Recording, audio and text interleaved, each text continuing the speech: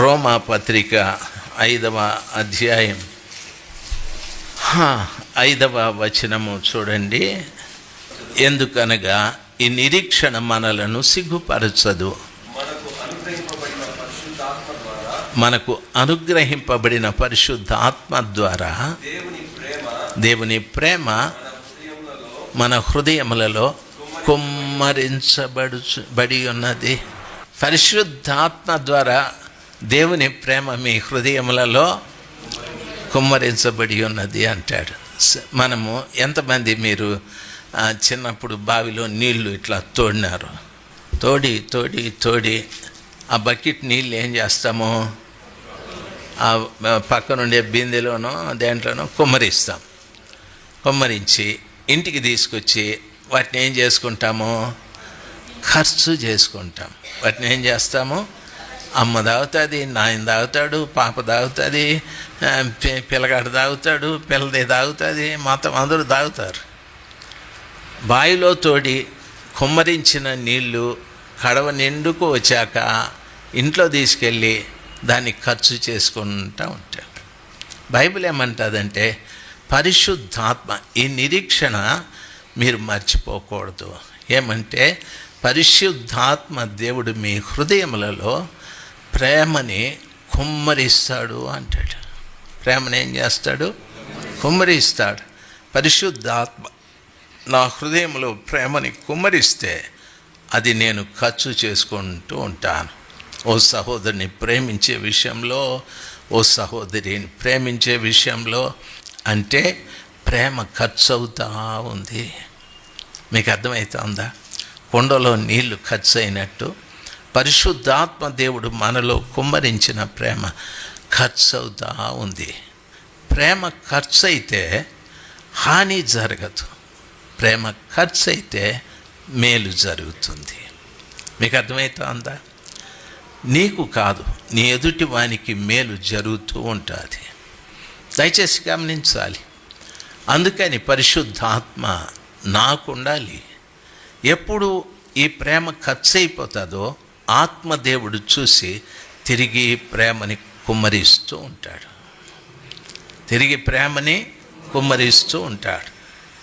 ఈ కుండ నిండుతూ ఉంటుంది. ఈ కుండ నిండినప్పుడు ప్రేమిస్తూ ఉంటాం. ఒకడు భార్యని ప్రేమిస్తాడు, ఆమె గయ్యాలి మ్యావ్ ఆమెని ప్రేమిస్తాడు. ఒక ఆమె భర్తని ప్రేమిస్తుంది, వాడు రాకాసి అయినా ప్రేమిస్తుంది. ప్రేమ ఖర్చు చేస్తూ ఉంది. ఆత్మ ఉంటే తిరిగి ఆత్మ ప్రేమని కుమ్మరిస్తూ ఉంటుంది. ఒక సహోదరి పక్కింటికి వెళ్ళి దేవుని మాటలు చెప్పి ప్రార్థన చేసి, వాళ్ళు ఏదో సమస్యలు చెప్తారు, వాళ్ళ కోసం ఉపవాసం ఉండి ప్రార్థన చేస్తూ ఉంటుంది. వాళ్ళ కోసం ఉపవాసం ఎందుకున్నావు అంటే దేవుని ప్రేమ తనలో ఉంది కాబట్టి వారు ఆ కష్టాల్లో బాధపడడం ఇష్టం లేక తన ఇంట్లో ఉపవాసం ఉండి, ప్రభువా ఆ కుటుంబీకుల్ని విడిపించండి, ఆ కుటుంబీకులకు క్షేమం దయచేయి అని ప్రార్థన చేస్తూ ఉంటుంది. ప్రేమ ఖర్చు అవుతూ ఉంటుంది. శత్రువును చూసినప్పుడు కూడా మనం ప్రేమిస్తాం. ప్రేమ ఖర్చు అవుతూ ఉంటుంది. శత్రువుని మనం ప్రేమించినప్పుడు వాడు మన మిత్రుడుగా మారిపోతాడు. ఎప్పుడు నీలో ప్రేమ లేదో అక్రమం నీలో విస్తరించాది. అక్రమం విస్తరించుట వలన అనేకుల ప్రేమ చల్లారిపోయినటువంటి ప్రేమ తిరిగి రావాలి అంటే దేవుని ఆత్మ అందరికీ అవసరం. చిన్నపిల్లలకు కూడా అవసరం. ప్రేమ, పరిశుద్ధాత్మ అందరికీ అవసరం. ఆత్మ చేసే ఓ శ్రేష్టమైన పని, పరిశుద్ధాత్మ దేవుడు నాలో ప్రేమని కుమ్మరిస్తూ ఉంటాడు. నేను ప్రేమ కలిగిన మనిషిగా సమాజంలో ఉంటాను. నీవు ప్రేమ కలిగిన బిడ్డగా సమాజంలో ఉంటావు. ఏ ప్రేమ? అది శరీర సంబంధమైన ప్రేమ కాదు, దేవుని ప్రేమ. హల్లెలూయా. ప్రభువు ప్రేమ మనం కలిగి ఉంటాం. చాలాసేపు మీతో మాట్లాడేసినాను. అయితే ఇవి అవసరం. ఎందుకంటే చాలామంది దుర్బోధకులు మీ మధ్యన వచ్చారు అని చెప్పాడు.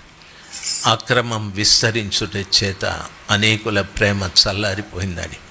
బోధ అపోస్తలుల బోధే మనము జాగ్రత్తగా చూసి అక్కడ మనం సహవాసం చేయడం నేర్చుకోవాలి. అపోస్తలుల బోధ, రకరకాల బోధలు ఉన్నాయి. మీరు యూట్యూబ్లో చూస్తే మహానుభావులు ఒక్కొక్కరు ఏదేదో చేస్తారు. ఒక తమ్ముడు అంటా ఉన్నాడు, పావని నీ ముఖం నాకు యేసు ప్రభు చూపెట్టినాడు. యేసు ప్రభుకి అదే నా పని, ఆడవాళ్ళ మూతి మగవాళ్ళ మూతి చూపెట్టుకునే పనేనా? నేను అనుకుని ఈయనకేమో పెట్టింది ఫుల్ దయ్యమని. పావని అంటాడు. ఇంకొక ఆమె మొగుని పేరు చెప్పినాడు. చెప్తే ఆమె వచ్చి అది కాదు పేరు ఇంకోటి అని. అంటే యేసు ప్రభు పేర్లు తప్పులు కూడా చెప్తాడా ఆయన? ఇవన్నీ ఈ చివరి దినాలలో ప్రభు పిల్లలైన మనల్ని అక్రమంలోకి నడిపించటానికి చాలా రకాలైన బోధలు వచ్చేసాయి. నా మనవి ఏమిటంటే యూట్యూబ్లో వాళ్ళ బోధలు వీళ్ళ బోధలు చూడొద్దండి. చాలామంది సేవకులు అంటారు మీరు బొట్టు పెట్టుకోవచ్చు, బైబిల్లో ఎక్కడా లేదు బొట్టు పెట్టుకోమని తీసేయమని నాని. బైబిల్ చెప్తుంది. ఈ ఒక్క మాట చెప్తాను, ఎందుకు మనం బొట్టు పెట్టుకోకూడదు. యెహెజ్కేలు 9వ అధ్యాయం 3వ వచనం. మీరు ప్రతిరోజు నేను బైబిల్లో వరుసగా చెప్తున్నాను, ఆ వాక్యాలు వింటే ఎన్నో విషయాలు మీరు తెలుసుకునే అవకాశాలు ఉంటాయి. యెహెజ్కేలు 9వ అధ్యాయం 3వ వచనం. ఇశ్రాయేలీయుల దేవుని మహిమ తానున్న కెరూబు పై నుండి దిగి మందిరపు గడప దగ్గరకు వచ్చి నిలిచి అవిసనార బట్ట ధరించుకొని లేఖకుని సిరాబుడ్డి నడుమునకు కట్టుకొని వానిని పిలువగా యెహోవా యెరూషలేములో ఆ పట్టణములో ప్రవేశించి చుట్టూ తిరిగి దానిలో జరిగిన హేయ కృత్యములను గూర్చి మూల్గులిడుచు ప్రలాపించుచున్న వారి లలాటములకు గుర్తు వేయమని ఆజ్ఞాపించి. లలాటములు అంటే కనుబొమ్మలు.